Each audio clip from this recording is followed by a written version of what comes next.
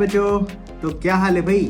तो यार इस वीडियो के साथ हम एक न्यू प्लेलिस्ट को शुरू करने वाले हैं जिसमें हम प्रोजेक्टाइल मोशन की बात करेंगे। तो प्रोजेक्टाइल मोशन बेसिकली काइनेमैटिक्स का ही एप्लीकेशन है। तो मैं आपसे रिक्वेस्ट करूंगा कि आप काइनेमैटिक्स का जो पूरा प्लेलिस्ट है उसको एक बार ज़रूर देखो। तो उससे आपको काइनेमैटिक्स के जो सारे पैरामीटर्स है, position, displacement, velocity, acceleration, speed वगैरह जितने भी हैं, उन सब की प्रॉपर आपको अंडरस्टैंडिंग होगी और फिर आप प्रोजेक्टाइल मोशन को शुरू करो तो आपको बहुत ज़्यादा मज़ा आएगा। तो जो प्रोजेक्टाइल मोशन है ये कोई आजकल की बात नहीं है, ये एक्चुअली आज से कई 100 सालों पहले से ही चली आ रही है। मतलब बेसिकली हमें जो ट्रेबुशे होते हैं, ट्रेबुशे से पुराने ज़माने में जो बड़े बड़े किले होते थे उनकी दीवारों को तोड़ने के लिए यूज़ किया जाता था। इसके अलावा अगर आपने धोनी का जो वर्ल्ड कप जिताने वाला हेलीकॉप्टर शॉट था, अगर वो आपने देखा हो तो वो भी एक प्रोजेक्टाइल मोशन है। इसके अलावा बास्केटबॉल में भी स्टेफन करी बहुत ज़्यादा फेमस है, जो बहुत दूर दूर से 3 पॉइंटर्स मारता है, तो ये भी प्रोजेक्टाइल मोशन ही है। देन बेसबॉल में भी जब कोई बैट से उस बॉल को होम रन मारता है तो बॉल का जो मोशन होता है वो भी प्रोजेक्टाइल मोशन ही कहलाता है। तो इस वीडियो में हम बेसिकली प्रोजेक्टाइल मोशन को थोड़ा सा इंट्रोड्यूस करेंगे, थोड़ा इसके बारे में बताएंगे, फिर हम देखेंगे कि इस मोशन को किस तरीके से एनालाइज किया जाता है। देन इसके बाद आगे जो वीडियोस बनेंगे उसमें मैं अलग अलग टाइप्स के जो प्रोजेक्टाइल मोशंस होते हैं उनको किस तरीके से सॉल्व किया जा सकता है उसकी अपन बात करेंगे। तो सबसे पहले अपन डिफाइन करते हैं कि भाई ये प्रोजेक्टाइल मोशन एग्जैक्टली होता क्या है। तो जब भी आप किसी चीज को थ्रो करते हो, फेंकते हो, या किसी चीज को ड्रॉप करते हो, छोड़ते हो, तो आगे जो वो मोशन फॉलो करता है उसमें सिर्फ एक ही फोर्स का वहां पे इन्फ्लुएंस होता है और वो है ग्रेविटेशनल फोर्स। तो फर्दर जो वो मोशन फॉलो करेगा under the action of gravitational force only, उस सिचुएशन को, उस कंडीशन को बोलते हैं फ्री फॉल कंडीशन। और उस दौरान जो भी मोशन वो करेगा उस मोशन को ही प्रोजेक्टाइल मोशन बोला जाता है। जैसे बॉल का फेंकना, हम बचपन में कैचम कैच खेलते थे, है ना, तो वो सब प्रोजेक्टाइल मोशन ही है। इसके अलावा जैसे नल से पानी गिरता है तो वो भी प्रोजेक्टाइल मोशन है, बस वो एक स्ट्रेट लाइन में प्रोजेक्टाइल मोशन है। इसके अलावा जैसे हमने बेसबॉल प्लेयर को देखा कि उसने बैट से बॉल को उड़ा दी थी, तो वो भी एक प्रोजेक्टाइल मोशन है। इसके अलावा जो फुटबॉलर होता है वो जब बॉल को किक करता है तो बॉल ऐसे उड़ के जाती है, तो वो भी एक प्रोजेक्टाइल मोशन ही है। तो इसके कुछ इंपॉर्टेंट पैरामीटर्स होते हैं, इन पैरामीटर्स के थ्रू ही हम प्रोजेक्टाइल मोशन की स्टडी करते हैं। तो इसमें जो मेन पैरामीटर होता है वो होता है इनिशियल वेलोसिटी, जिस वेलोसिटी से उसको फेंका गया है और जिस डायरेक्शन में उसको फेंका गया है, बोले तो जिस एंगल पे उसको फेंका गया है। तो this angle is called the angle of projection, किस एंगल पे प्रोजेक्ट किया, किस एंगल पे फेंका गया। इस टाइप के प्रोजेक्टाइल मोशन को ऑब्लिक प्रोजेक्टाइल मोशन बोलते हैं और इसके बारे में मैं आगे बताने वाला हूं क्योंकि इसके अलग अलग टाइप्स होते हैं, तो ये उसमें से एक टाइप है। तो फिजिक्स में हम देखेंगे हर टॉपिक में कुछ ना कुछ अजम्पशंस ली जाते हैं ताकि जो मैथमेटिक्स होती है उसको थोड़ा सा इजी किया जा सके। नहीं तो अगर आप सारे पैरामीटर्स को ले लोगे तो कैलकुलेशन बहुत भारी हो जाती है।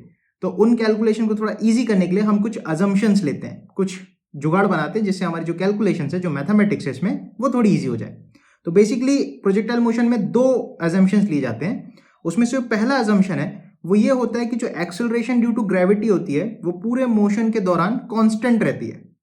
अगर आप प्रॉपरली सोचोगे तो अर्थ से जैसे जैसे आप दूर जाते हो तो एक्सेलरेशन ड्यू टू ग्रेविटी कम होने लगती है। लेकिन इस केस में हम सोचते हैं कि अर्थ के बहुत पास से फेंका गया है, मतलब जो प्रोजेक्टाइल की हाइट होती है वो बहुत ज्यादा नहीं होती है, तो ग्रेविटी का जो वेरिएशन है वो ना के बराबर होता है। तो उस मोशन के दौरान हम सोचते हैं कि ग्रेविटी का वेरिएशन नेग्लिजिबल है। तो उसके पूरे मोशन के दौरान जो ग्रेविटी है वो कांस्टेंट रहती है और नीचे की तरफ लग रही होती है, -J, धरती की तरफ। जो नेक्स्ट एजम्पशन है वो ये है कि जो एयर होता है, एयर की वजह से आपने देखा हो कि जब आप साइकिलिंग करते हो कभी, या बाइक चला रहे हो, स्कूटी चला रहे हो, तो हवा की वजह से आपकी स्पीड थोड़ी सी कम हो जाती है और जितना तेज आप बाइक चलाओगे या स्कूटी चलाओगे उतनी ही तेजी से आपकी स्पीड कम होने लगती है। तो ये एयर का रेसिस्टेंस होता है।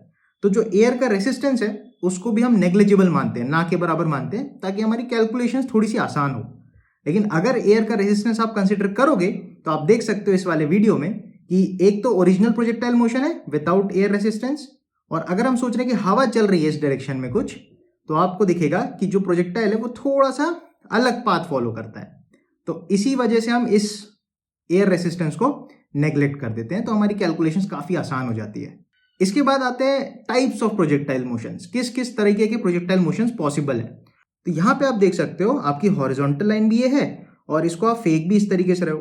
तो जो भी यहाँ पे पार्टिकल को आप फेंक रहे हो वो हॉरिजॉन्टल से 0 डिग्री बना रहा है, तो इस केस में एंगल ऑफ प्रोजेक्शन 0 डिग्री है, तो ये कहलाता है हॉरिजॉन्टल प्रोजेक्टाइल मोशन। और इस केस में वो बॉल कुछ इस तरीके से मूव करके यहाँ गिर जाएगी।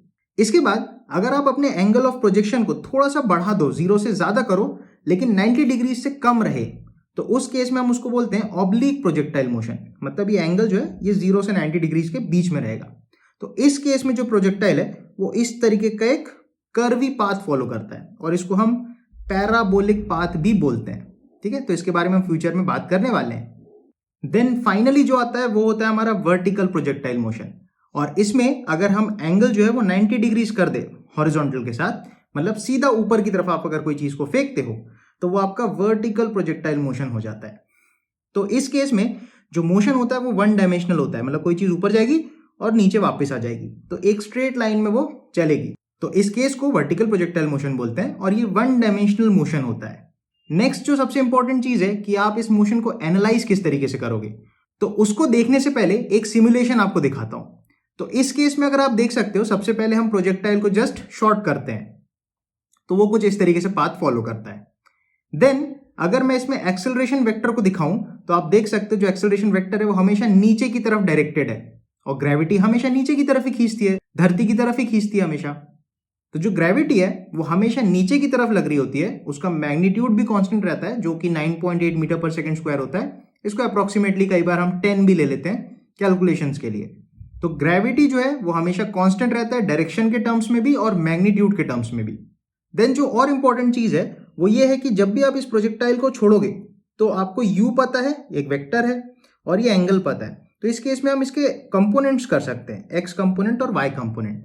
और अगर आपको कंपोनेंट्स करने में कोई परेशानी आती है तो मैं आपको रिक्वेस्ट करूंगा कि आप मेरा वेक्टर के कंपोनेंट्स करने वाला वीडियो भी जरूर देखो, तो आपको बहुत मजा आएगा। देन इसके बाद इस सिमुलेशन में आप देख सकते हो कि एक्स एक्सिस वाला जो कंपोनेंट है, जो हॉरिजॉन्टल कंपोनेंट है वेलोसिटी का, वो एक्चुअली कांस्टेंट है क्योंकि एक्स डायरेक्शन में कोई एक्सेलरेशन नहीं है, इसलिए जो एक्स डायरेक्शन में वेलोसिटी है वो हमेशा कांस्टेंट रहती है। वेयर एज आप वाई डायरेक्शन की वेलोसिटी को अगर देखोगे ऊपर की तरफ जो है वो पहले आप देखो घटती चली जा रही है, और उसके बाद नीचे जब वो आने लग गया तो वो बढ़ती चली जा रही है। मतलब आप इस मोशन को कुछ इस तरीके से सोच सकते हो कि y में एक मोशन हो रहा है और x में एक इंडिपेंडेंट मोशन हो रहा है। तो वेक्टर की जो वीडियोस हमने बनाई थी उसमें हमने ये चीज देखी थी कि हम i का काम i में कर सकते हैं, j का काम j में कर सकते हैं और k का काम k में कर सकते हैं। तो मैं आपसे रिक्वेस्ट करूंगा कि आप वेक्टर वाली वीडियोस को भी जरूर से एक बार देख लो।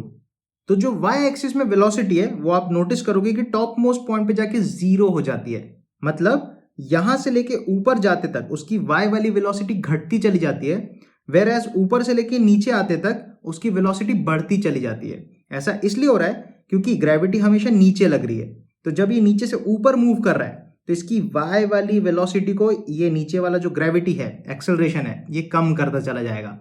और फर्दर जब वो ऊपर से नीचे आ रहा होगा तो उस पार्टिकल पे जो ग्रेविटी है वो नीचे की तरफ है, तो ये जो ग्रेविटी है वो उसकी वेलोसिटी को बढ़ाता चले जाएगा, बिकॉज जिस डायरेक्शन में एक्सेलरेशन होती है उस डायरेक्शन में वेलोसिटी बढ़ती चली जाती है, तो उसकी वेलोसिटी बढ़ती ही चली जाती है।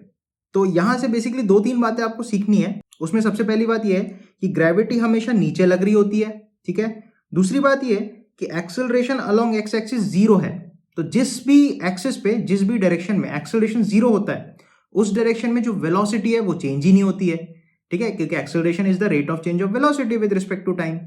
तो एक्सेलरेशन 0 तो वेलोसिटी कांस्टेंट रहने वाली है, तो इसलिए एक्स एक्सिस में जो वेलोसिटी है वो हमेशा कांस्टेंट रहती है किसी भी प्रोजेक्टाइल मोशन में, अगर एयर वगैरह का कोई पंगा ना हो। अगर हवा चलने लगी तो एक्स में भी कुछ एक्सेलरेशन आ जाएगा तो दिक्कतें बढ़ सकती। तो इन जनरल एक्स एक्सिस में एक्सेलरेशन 0 रहता है, तो उसी वजह से velocity along x axis constant रहती है। वेयर एज वाई डायरेक्शन में क्या होता है, वेलोसिटी घटती चली जाती है, टॉप मोस्ट पॉइंट पे वेलोसिटी अलोंग वाई एक्सिस 0 हो जाती है और नीचे आते आते वापस उसकी स्पीड बढ़ जाती है। आगे के वीडियोस में मैं आपको 1-2 ट्रिक्स भी बताऊंगा जिसमें ये चीज आप नोटिस करोगे कि जिस स्पीड से आपने इसको फेंका है उसी स्पीड से ये यहाँ पे पहुंचता है। मतलब जब वो धरती से जस्ट टकराने वाला होगा उसके थोड़ी देर पहले, तो उस समय पे जो उसकी स्पीड होगी वो उतनी ही होगी जितनी यहाँ पे छोड़ते टाइम पे थी, और वो ये वाला जो आपका एंगल होगा वो यही एंगल थीटा होगा। तो यहाँ पे आप सोच सकते हो ये वाला एंगल थीटा ही रहने वाला है। तो ये हम देखेंगे, डेराइव करेंगे बाकायदा इसको, ठीक है। अब सबसे इंटरेस्टिंग बात यह है कि जब आप इस मोशन का एनालिसिस करोगे तो इसमें सबसे इंपॉर्टेंट बात यह है कि जो आपकी ग्रेविटी है वो इस पूरे मोशन के दौरान कांस्टेंट है in terms of magnitude as well as direction. हमेशा ग्रेविटी नीचे लग रही होती है 9.8 मीटर पर सेकंड स्क्वायर, या 10 लेके हम बात करेंगे 10 मीटर पर सेकंड स्क्वायर। तो उसकी डायरेक्शन, उसका मैग्नीट्यूड कांस्टेंट है, तो एक्सेलरेशन वेक्टर जो है वो कांस्टेंट है यहाँ पे। तो इस केस में हम न्यूटन की जो इक्वेशंस ऑफ मोशन है उनको यूज कर सकते हैं, क्योंकि ये इक्वेशंस डिफाइन ही है उस तरीके के मोशंस के लिए जहां पे एक्सेलरेशन आपका कांस्टेंट रहे। तो वहां पे आप न्यूटन की जो 3 इक्वेशंस ऑफ मोशन है इनको आप यूज कर सकते हो। लेकिन इसमें भी एक ट्विस्ट है, ये जो तीनों इक्वेशंस होती हैं एक्चुअली में ये वेक्टर इक्वेशंस होती हैं। तो इसमें आपको जो भी आप वैल्यूज पुट कर रहे हो, चाहे आप v बोले तो फाइनल वेलोसिटी की वैल्यू पुट कर रहे हो, u इनिशियल वेलोसिटी, a बोले तो एक्सेलरेशन है जो ग्रेविटी होता है, और t आपका कितने टाइम इंटरवल में आप उस मोशन को एनालिसिस करना चाहते हो, s आपका डिस्प्लेसमेंट है। ठीक है, तो इन सब को आपको प्रॉपर डायरेक्शंस के साथ रखना है। ठीक है, जैसे अगर हम सोचते हैं कि कोई पार्टिकल को हमने इधर फेंका, ठीक है, तो x में आप अलग से इनको लगाओगे, y में आप अलग से इनको लगाओगे। तो x में जैसे ये आगे की तरफ जा रहा है तो आगे i कैप है, तो यहाँ पे u को आप लिखोगे u अलोंग x एक्सिस जो भी होगा i कैप। तो इससे आपको ये बात समझ में आनी चाहिए कि ये वेक्टर इक्वेशंस है, और इसमें जो भी आप वैल्यूज पुट अप करोगे उन सब वैल्यूज को आप डायरेक्शन के साथ रखना, तभी आपका आंसर एकदम सही आएगा। तो इसके नेक्स्ट वीडियो में मैं कोशिश करूंगा कि एक साइन कन्वेंशन हम बनाएंगे जो कि बिल्कुल सिंपल होगा, आपको कोई उसमें चेंजेस नहीं करने। आप अगर उस साइन कन्वेंशन को फॉलो करोगे तो दुनिया का ऐसा कोई सवाल नहीं है जो आपसे नहीं बने। ठीक है, तो नेक्स्ट वीडियो में हम साइन कन्वेंशन एक बनाएंगे और उसके बाद देखेंगे कि अलग अलग टाइप की जो प्रोजेक्टाइल मोशंस है उनको किस तरीके से एनालाइज करते हैं, किस तरीके से सॉल्व करते हैं, और कुछ इलस्ट्रेशंस भी हम देखेंगे। तो आज के वीडियो के लिए इतना ही, आपसे फिर मुलाकात होगी अगले वीडियो में। तब तक के लिए thanks for watching, bye bye.